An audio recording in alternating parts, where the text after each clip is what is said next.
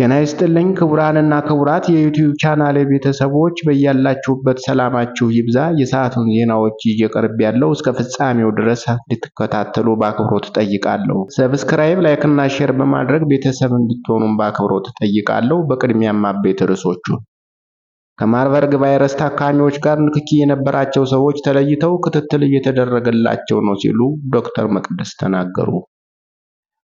በኢትዮጵያ አፋር ክልል የተፈጠረው የእሳተ ገሞራ ፍንዳታ አመድ ወደ ደልሂ በመጓዝ የበረራ እንቅስቃሴን ገደበ።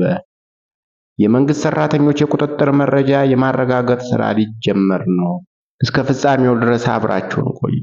ከማርበርግ ቫይረስ ታካሚዎች ጋር ንክኪ የነበራቸው 349 ሰዎች ተለይተው ክትትል እየተደረገላቸው ነው ሲሉ የጤና ሚኒስትሯ ዶክተር መቅደስ ዳባ ገለጹ።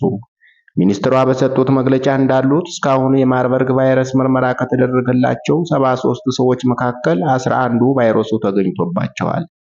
በቫይረሱ ከተያዙት ውስጥ የ6 ሰዎች ሕይወት ማለፉንና 5ቱ ደግሞ የሕክምና ክትትል እየተደረገላቸው እንደሚገኝም አብራርተዋል። ከታካሚዎች ጋር ንክኪ የነበራቸው 349 ሰዎች ተለይተው ክትትል እየተደረገላቸው ሲሆን ከነዚህ ውስጥም 119 ሰዎች ነፃ መሆናቸው ተረጋግጦ ከማዕከል መውጣታቸውን ጠቁመዋል። የማርበርግ ቫይረስን ለመከላከልና ለመቆጣጠር ብሔራዊ ግብረ ኃይል ተቋቁሞ በትኩረት እየተሰራ መሆኑንም አጽንኦት ሰጥተዋል። የኢትዮጵያ ሕብረተሰብ ጤና ኢንስቲትዩት ዋና ዳይሬክተር ዶክተር መሳይ ኃይሉ በበኩላቸው የቫይረሱን ስርጭት ለመቆጣጠር ከሚመለከታቸው አካላት ጋር በቅንጅት እየተሰራ ነው ብለዋል።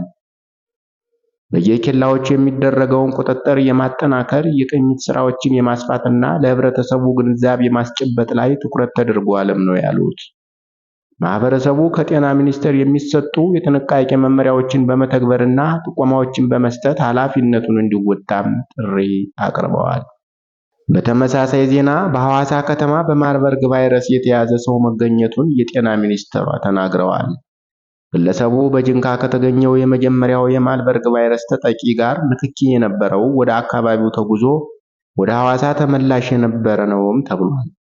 ይህ የተባለው የጤና ሚኒስቴርና የህብረተሰብ ጤና ኢንስቲትዩት በማርበርግ ቫይረስ ዙሪያ እየሰሩት ያለውን ስራ በተመለከተ ለጋዜጠኞች ማብራሪያ በሰጡበት ወቅት ነው። ቫይረሱ ከተከሰተበት ከህዳር 5 ቀን እስከ ህዳር 17 ቀን 2017 ዓ.ም ድረስ 73 የላቦራቶሪ ምርመራዎች ተደርገዋል ያሉት ሚኒስትሯ በዚህም 11 ሰዎች በቫይረሱ ተጠቅተዋል፣ 6ቱ ህይወታቸው አልፏል፣ 5ቱ ደግሞ በሕክምና ላይ ናቸው ሲሉም አስረድተዋል።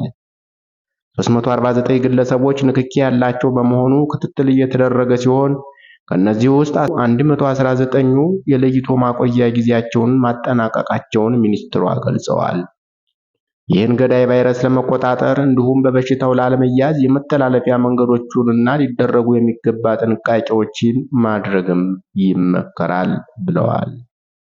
በአፋር ክልል የተፈጠረው የእሳተ ገሞራ ፍንዳታ አመድ ወደ ደልሂ በመጓዝ የበረራ እንቅስቃሴን ገደበ።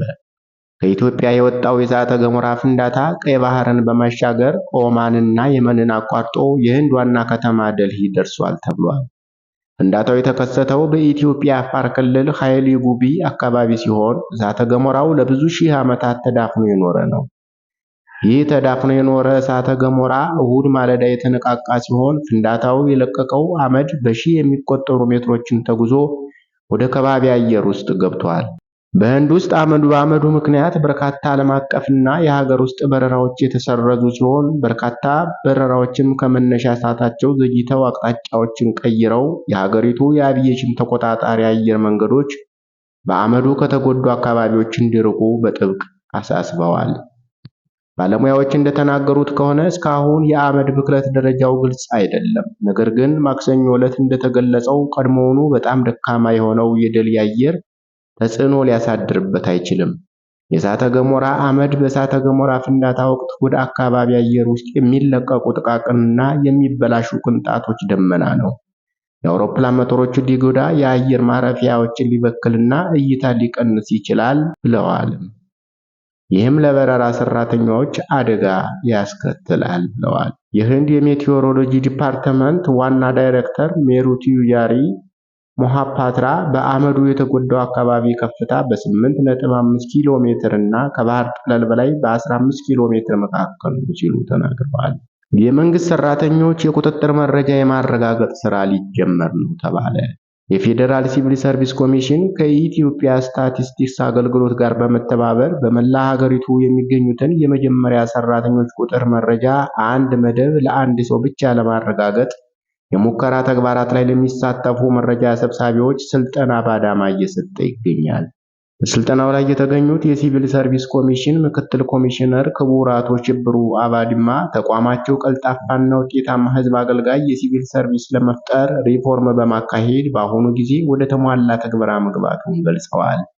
የሪፎርሙን ቀጣይነት ለማረጋገጥ በመንግስት ተቋማት ተቀጥረው የሚሰሩ ሰራተኞች ቁጥር ሳይንሳዊ በሆነ መልኩ የተረጋገጠ መረጃ መያዝ አስፈላጊ በመሆኑ በሀገራችን የሚገኙትን ሰራተኞች ቁጥር መረጃ ለማረጋገጥ በዘርፉ የካበተ ልምድና ዕውቀት ካለው የኢትዮጵያ ስታቲስቲክስ አገልግሎት ጋር ለመስራት የሚያስችል ቅድመ ሁኔታ ተጠናቆ ዛሬ ለስራው የሚያስፈልገውን የቅድመ ዝግጅት ተግባራት አንዱ የሆነውን በየመንግስት ተቋማት የመረጃ ማረጋገጥ ስራ ላይ የሚሳተፉ መረጃ ሰብሳቢዎች ስልጠና ማስጀመራቸውን ገልጸዋል።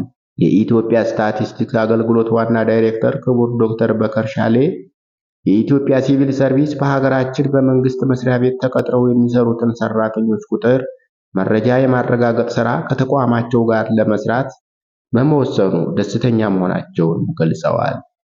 ተቋማቸው በዘርፉ ያለውን ልምድ፣ ዕውቀት፣ ቴክኖሎጂና መሰረተ ልማት በማስተባበር ይህን ለሀገርና ለኮሚሽኑ ከፍተኛ ትርጉም ያለው ተግባር በጊዜና በጥራት ሰርቶ ለማስረከብ በትጋት እንደሚሰራም ገልጸዋል። ለስራው ከተለያዩ የሀገሪቱ ዩኒቨርሲቲ ለተወጣጡ መምህራኖች ለሚቀጥሉት 5 ቀናት የሰራተኞች ቁጥር መረጃ ለማረጋገጥ በተዘጋጁ ስነ ዘዴዎችና ሌሎች ተያያዥ ጉዳዮች ላይ የጽንሰ ሐሳብና የተግባር ስልጠና እንደሚሰጥም ታውቋል። ክቡራን አድማጮች ለሰዓቱ ያዝናቸው ዜናዎች የተከታተላችኋቸውን ይመስሉ ነበር። አብራችሁን ስለቆያችሁ ከልብ እያመሰገንን ሰብስክራይብ፣ ላይክ እና ሼር በማድረግ ቤተሰብ እንድትሆኑ በአክብሮት እንጠይቃለን። መልካም ጊዜ ይሁንላችሁ።